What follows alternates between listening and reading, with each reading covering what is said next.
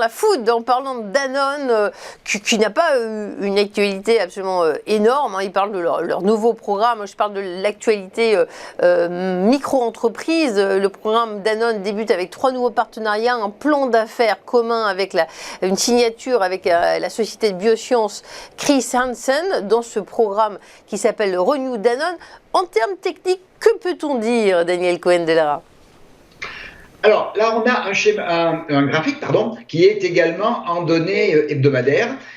Alors, entre les deux lectures qu'on pouvait avoir sur l'indice sectoriel, on voit là que la notion de range est celle qui est véritablement la bonne notion concernant Danone, avec un bas de range qui est pas d'une très grande précision, on va dire autour de 44 €, et un haut de range, lui, qui est quand même beaucoup plus propre, aux alentours de 60 €. Donc on évolue depuis la fin de la période pandémique, janvier-mars 2020, on évolue entre ces deux zones d'une manière tout à fait classique.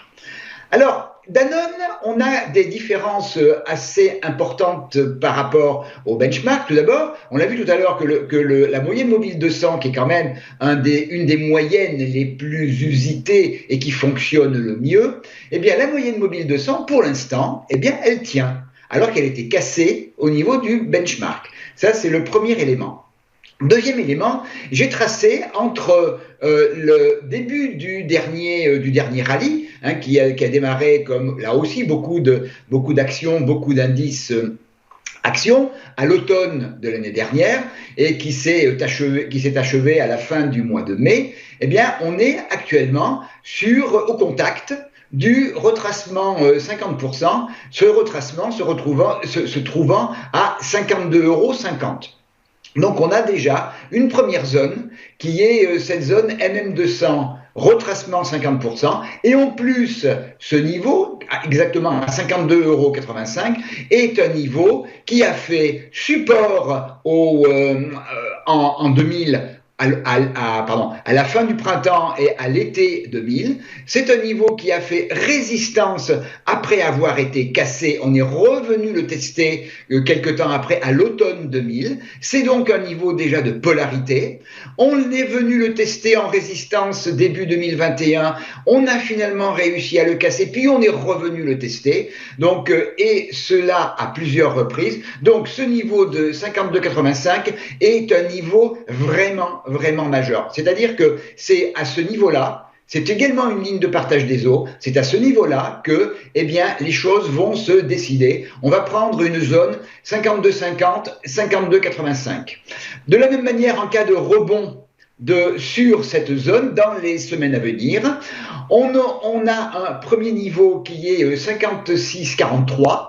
Un deuxième niveau qui est un niveau majeur puisque son franchissement, 57,18, son franchissement invaliderait le mouvement baissier qui a été initié au mois de mai de cette année et en direction d'un gap en lecture quotidienne, donc on ne voit pas en hebdomadaire, à 58,15, et puis les plus hauts de l'année autour de 60 €. À contrario, si on casse en clôture hebdomadaire cette zone, on irait vers une zone entre 50,40 et 50,80. 50,80 étant le retracement 61,8 du mouvement dont je viens de parler. Et la rupture de cette zone serait quand même très embêtante, puisque une rupture d'un retracement 61,8, c'est très souvent le retour à l'origine du mouvement, le retour vers 45 €.